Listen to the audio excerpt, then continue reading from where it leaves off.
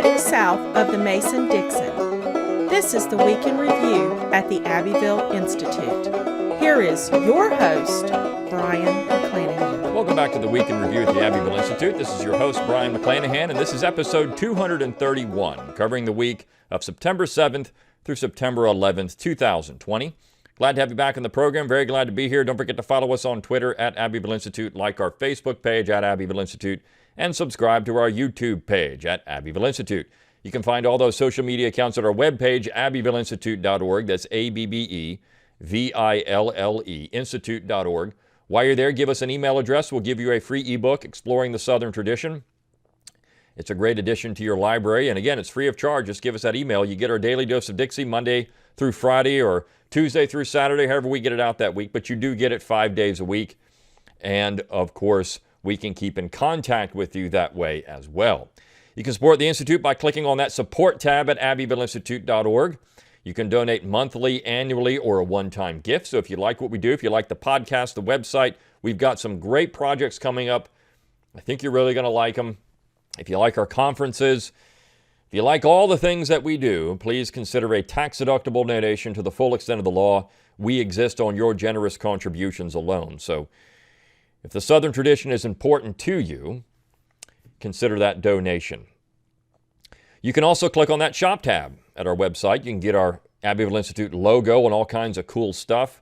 We've got shirts, we've got hats, golf towels, all kinds of great things. So you can advertise the Institute while you're walking around town with your polo shirt on with the Abbeville Institute logo. It is high quality embroidered stuff, by the way. It's not screen printed, so it's going to last a long time.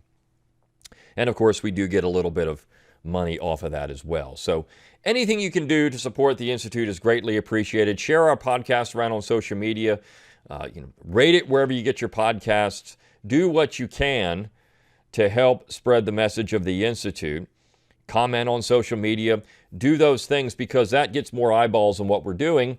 And of course, that's a good thing for us because there's a lot of people out there that think like us that just aren't. They don't know we exist. I get emails like this all the time, or other people in the organization. Hey, I just found you guys. I didn't know there was anybody out there that thought like me, and this is wonderful. So we do appreciate that. Also, we have a conference coming up in October in Charleston, South Carolina. There's information about that on our website.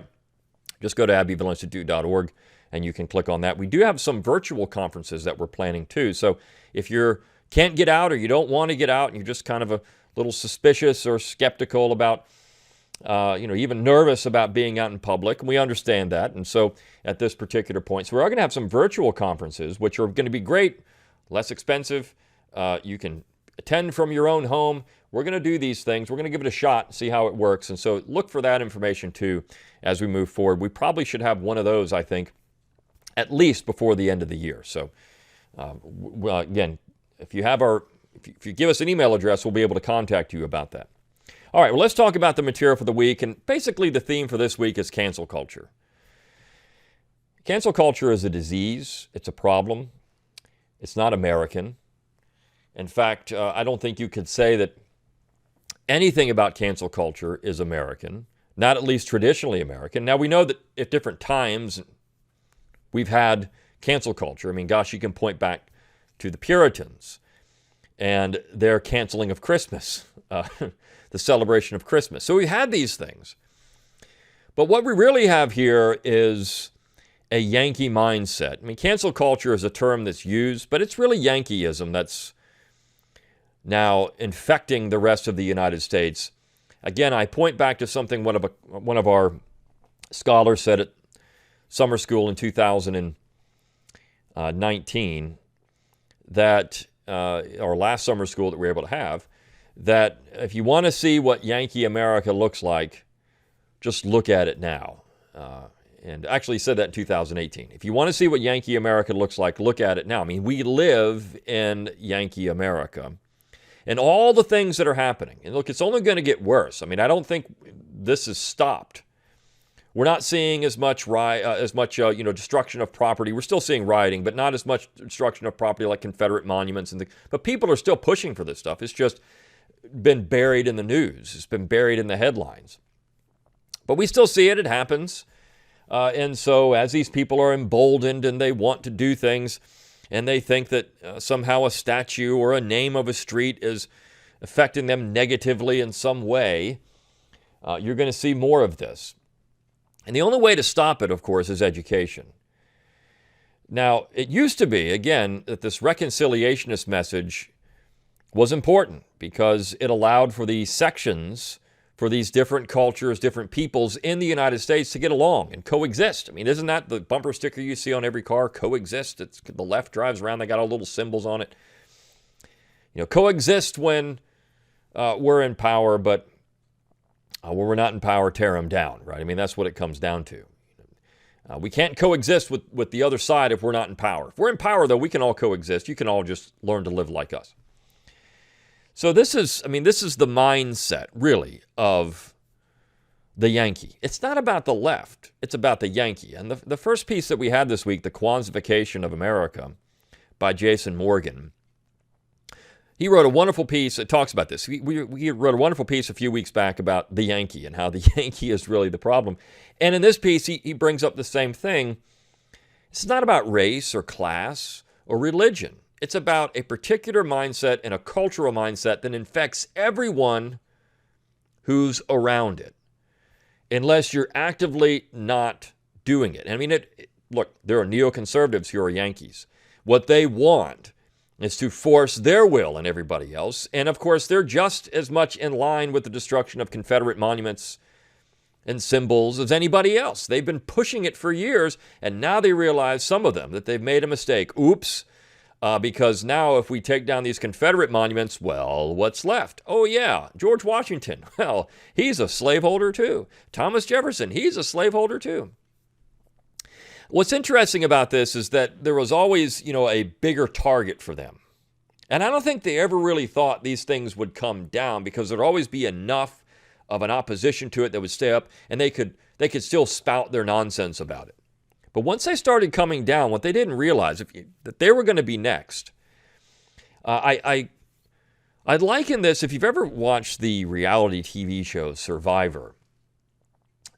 And, the object of that show, it's a game show, is to be the last one on the island to get the money, right? And to do that, you got to vote people off. And the people that often always win always have somebody that's a bigger target in front of them that's protecting them. And they keep the bigger targets around till they have to get rid of them so that they win. The problem here is that this is not Survivor. Once you get rid of the bigger targets, you're the target. I mean, this is the same thing. And they're going to take you out because they want to win, right? And winning is getting rid of you, neocon. Winning is getting rid of the right. That's winning. They want to eliminate it. They don't want any opposition. And so by taking down by siding with them, saying, well, yeah, that guy, he's a problem. We got to get rid of that. I mean, that guy, we're not like that guy at all. You get rid of that guy, we'll just be friends. No. You're in that alliance and you don't even realize it yet. And so they're going to take that guy out, and then they're coming after you. That's cancel culture. You got to cancel everything. In fact, it's such a disease, the people that are part of it then cancel themselves. And we'll talk about that. There's a piece about that this week too. But we've got this holiday, so-called Kwanzaa, and of course it was started by a bunch of radical leftist Marxists who are really just Yankees. And this is what they are. And that's infected the 1619 Project as part of this. All of this is part of this distortion of American history with the sole objective of resetting America. And when you look at Joe Biden's campaign, Build Back Better, you look what Barack Obama said in 2009, we're going to continue the process of remaking America. This is Reconstruction. I mean, this is what this is. We're going to build back better. What are we rebuilding? What is this? This is now another phase of Reconstruction. Clyde Wilson used to always tell me that about every so many years, every 50 years or so, Yankees get increasingly nasty and they start going after everything. Well, we're in that right now. We're in that 50-year phase. They're going after stuff. And they're trying to take things down at this point. Now, it doesn't mean that there isn't fits and spurts at different times, but this is the nastiest I think it's ever been when it comes to tearing down American history. Because we've got essentially, two different worldviews now that are two different things, incompatible things in a lot of ways, trying to fight over the spoils of the central authority. That's what Calhoun pointed out would be the problem in his disquisition. If we allowed this to happen, this is what we're going to get. So when you look at this piece by Jason Morgan, and he makes a very good point. He said, look, this is the antithesis of the Southern tradition. The Southern tradition would stop these things. He points out that the Southern tradition is really not divisive, not when you look at it as in the entirety. I mean, you have people that work together, live together, yes, with problems at times, yes, with violence at times, yes, with some ugly things. But most people did so in a way that was functional in the South. For decades, this happened. You had people that had commonality when it came to a lot of cultural issues, Christianity. These were things that Southerners found in common with each other, regardless of race or class. They did these things. If you look at Basil Gildersleeve's point about this in The Creed of the Old South, he said, look, the common Southerner wasn't duped by some rich guy trying to get him to go out and fight for slaves that he didn't own. No, it was about liberty. For him, it was about liberty. That was what the common soldier was about. And these monuments that are being torn down, most of them are to, of course, common soldiers. Men who didn't have a lot. I mean, they weren't poor. As Bill Cawthon pointed out in a piece that he wrote for us years ago, now the late Bill Cawthon, the South was not poor before the war. Even if you take out slave property, the South was still a very wealthy section when you look at property ownership in terms of land and produce and things of that nature. I mean, the Southerners were Southerners still had some means to them. These were independent people, proud independent people who weren't duped.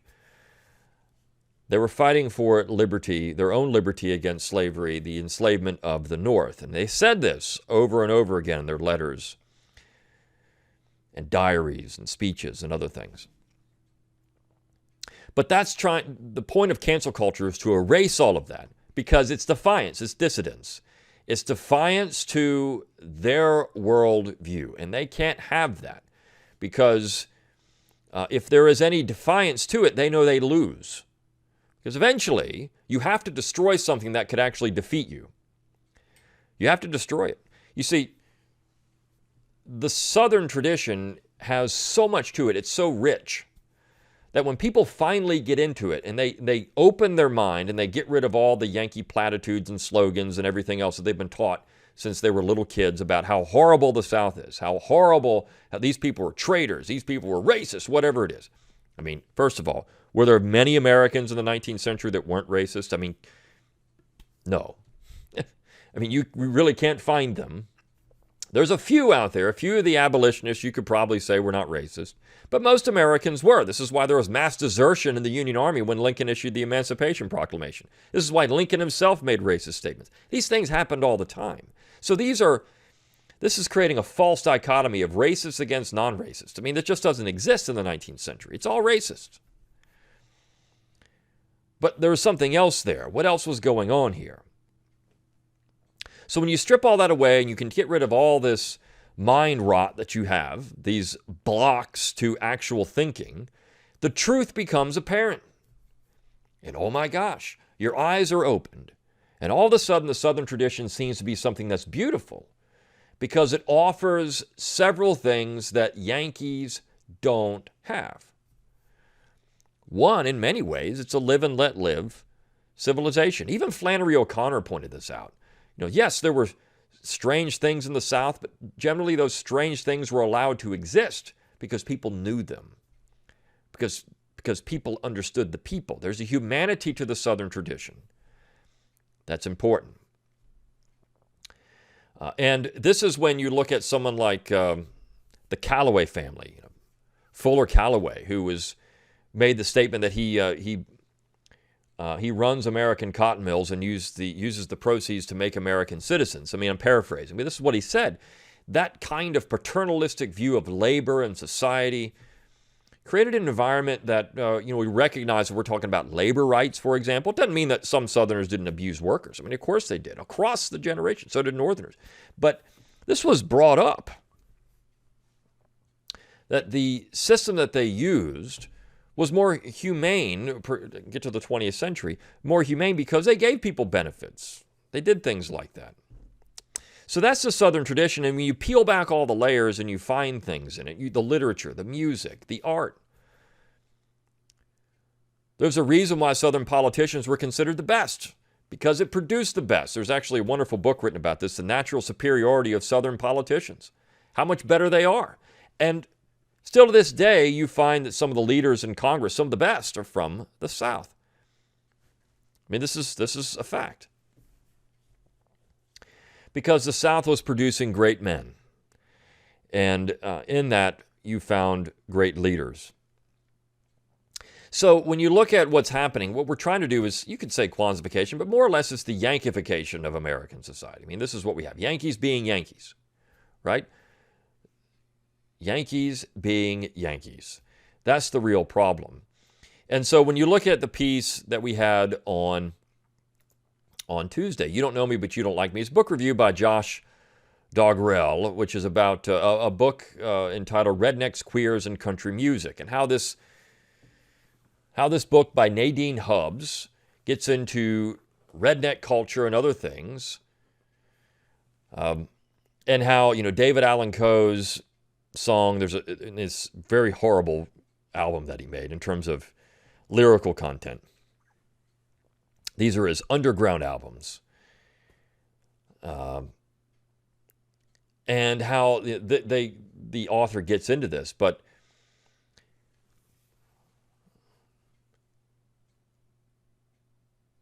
one thing that he found, that the author found, the review found interesting, he says, so what did all this mean? Hubbs is attempting to use the song to make a connection to the overall anti-bourgeois expression prevalent in country music. Coe might not care for homosexuals and their lifestyle, but he also chafes at what he perceives as well-to-do Christian Budinsky trying to dictate lifestyles. In other words, a Yankee. Hubbs concludes with a recapping of recent popular country songs such as Garth Brooks' We Shall Be Free, Rascal Flatts' Love Who You Love, and other live and let live songs she characterizes as anti-homophobic and queer-friendly. She bemoans middle-class liberals and progressives who would rather maintain moral and cultural superiority over the white working class than build alliances with them. What Dogrell is talking about here is Yankees. See, they don't use that term, but this is exactly what they're talking about. He says, what Hubbs sees as progress, we traditionalists tend to view as continued civilizational decline. While it is true that Christian Southerners have a history of shunning government interference, that does not mean that we neglect what the law of God says about sin. Biblical principles do not change.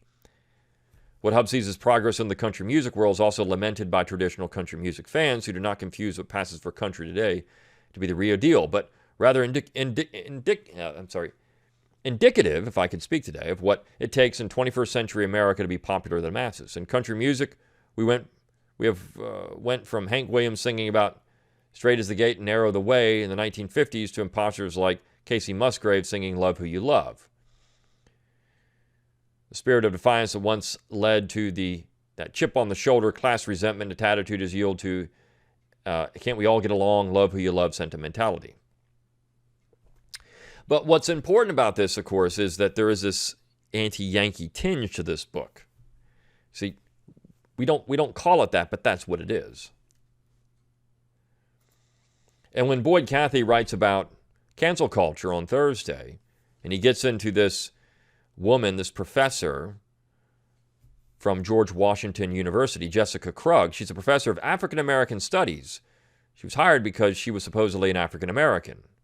But she comes clean and says she's not. She's actually white and Jewish. And so now she says, you need to cancel me. Cancel me, cancel my existence. I cancel myself, she said. This is odd stuff. This is what we get. You've had other people do this too, saying they are something or whatever the case may be. But this is what this creates. It's a mental illness. It's Yankeeism, which is a mental illness. And this is what's being inflicted upon the South. You see, the South is under attack because it represents, as Boyd Cathy says, the destruction of everything. He says she illustrates in a certain way, a certain very disturbing manner, what we face. It is not just the destruction of monuments to heroic Confederates. It's not just the unchained violence and looting in the states. It is not just an unhinged anti-Trumpism politically in the media or in the academy. In a way, Krug is emblematic of the age-old spiritual war between the children of faith, the inheritors of our civilization and culture, and trusted to them by their ancestors, and those program minions, those dark demons out of hell itself who answer not to God but to the evil one.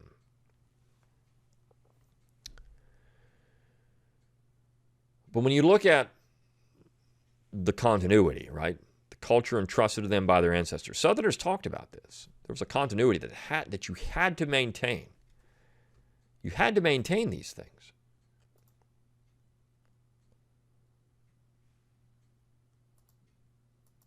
And when we don't do that, when we don't maintain that continuity, civilization declines and is destroyed. So, the piece on Friday by Paul Yarborough, Standing Like a Stone Wall, again, it's a nice example of cancel culture. In Lexington, Virginia, the Stonewall Jackson Cemetery has been renamed Oak Grove Cemetery. And you've got Councilman Chuck Smith, who we put a picture of on the website, is the one who pushed this. He said this is not going to result in any dollars lost. It's all about dollars. You see, it's about negligible loss to tourism. And if you support Jackson, that's unacceptable and indefensible. Well, why? I mean, Jackson's a son of Virginia. There were people like E.L. Godkin, who was a Union supporter, an abolitionist, said one day, Americans will come to recognize Jackson as one of theirs. Not just Southerners, but Americans. He's a great man. But now you can't even have a cemetery named after Jackson. He said people aren't going to come stop going to Jackson's grave just because we changed the name. They're still going to come. So why not change the name? So Yarborough says this is typical of contemporary political, social, and academic conversation, not to mention the sadness of the church-delivered rhetoric, such as usually delivered by those who claim to look toward heaven while looking over the cross. That is to say, they are forgiven sinners. Everyone else is a racist, whatever that is.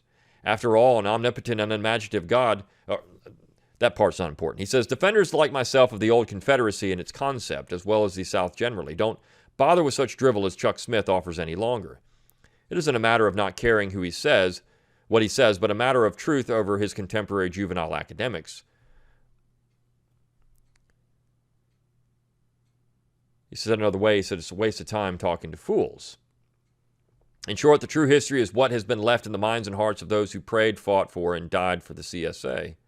Modernity is the father of fake history, having its puberty long ago source-seeded with fake news. Fake news isn't new. It's an old dog seeking new bushes. It pees and breeds like the mongrel hound it is. Those among us who flower the graves of Confederate veterans honor the memory as best we can. The daughters of the Confederacy, the sons of Confederate veterans, are not made of stone and bronze. They're made of flesh and blood in the image of God. You can't remove us. The present fiction of modernity concerning untruths about the CSA is nothing more than the afterbirth of rotted and aborted news reporting over the past 75 years at least. If those Chuck Smith types find glory in their own waste, let them enjoy their own putrefaction. Because of their own stench, they certainly won't notice.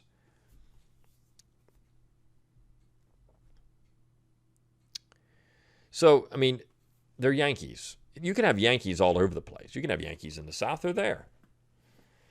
And, of course, it's a rush to be more sympathetic, to show more, to go one up on someone else. Look at me. Like he says, you're talking over someone else. This shows me as being great, and you're not. Because I'm going to say that I'm going to rename that cemetery because that just should happen. It's about them more than it is the cemetery. It's about them. This is virtue signaling at its finest. It's about them more than anything else.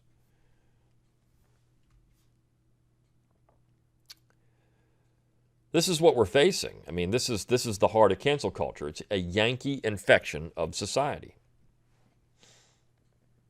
Now, not all is lost, and this is why the Abbeville Institute exists, and not just to complain about these things, not just to point them out, but point out the beautiful parts of the South. We did a lot of pointing out the rot in this particular week, but to point out the beautiful parts of the South, which I like Casey Chalk's piece on Wednesday. Casey Chalk's a new writer for us. He's from Virginia, young guy. And the title of this piece is Damn Right You Should Listen to the Blues. And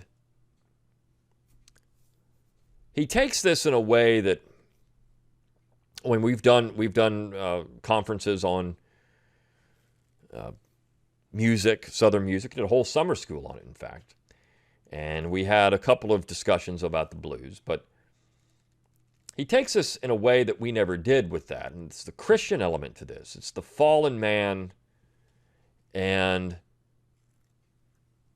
the good man.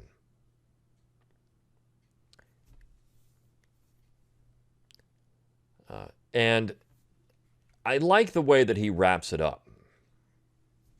He says, the blues is deep because man is deep. And in the blues, we see man in his most genuine, unpretentious form. Delta bluesman Henry Townshend asks, if I sing the blues and tell the truth, what have I done? What he has done, if he has done his job well, is crafted a music that stirs the soul, livens the heart, and orients us toward truth, perhaps truths we feared to acknowledge. It's true in the blues, the juke joint, nicknamed the bucket of blood for its tendency to devolve into violence, and the Sunday church service coexist paradoxically in precarious union. Yet isn't that also reflective of the human condition until, to cite Blind Willie Johnson, Jesus makes up our dying bed? Until that day, we do well to hear the bluesman. Chalk is trained in theology, and I think it's an interesting way that he looks at these things from a theological standpoint. And I like this because when you look at the summer school that we did on music, Alan Harrelson did the same thing with bluegrass. And of course, bluegrass tunes have been used in spirituals for a long time, or at least the form of the music. But when you look at music in that way, the lyrical part, the poetic nature of it, and this is why we've done, of course, articles on Southern poetry, because when you look at it that way, there's something deeper and beautiful to it. It's a recognition of man's fallen nature, which Southerners have always recognized, that you can't have a perfect place on earth, but if there could be somewhere like that, it would be the South, and all of its negatives and all of its positives. And I think that's something that Casey Chalk does a very good job of doing in this particular piece on blues music and bringing that out. Now, the Yankees, of course, will, as Tom Daniel pointed out in a lecture on blues at our summer school, and he did his very funny Chicago accent. Well, we got the blues in Chicago. We got the blues in Chicago. You know, he said, where'd that come from? Came from the Deep South. So the blues are going to be co-opted. Everything that's good in the South will eventually be co-opted by the Yankee because they have nothing of their own that's good. They'll co-opt it all, whether it's music, whether it's literature, whether it's food. Great heroes like Washington. They used to co-opt people like Lee and say he's an American, or Stonewall Jackson. Now they're just Southerners. And now George Washington and Thomas Jefferson are just Southerners. They're not great Americans anymore.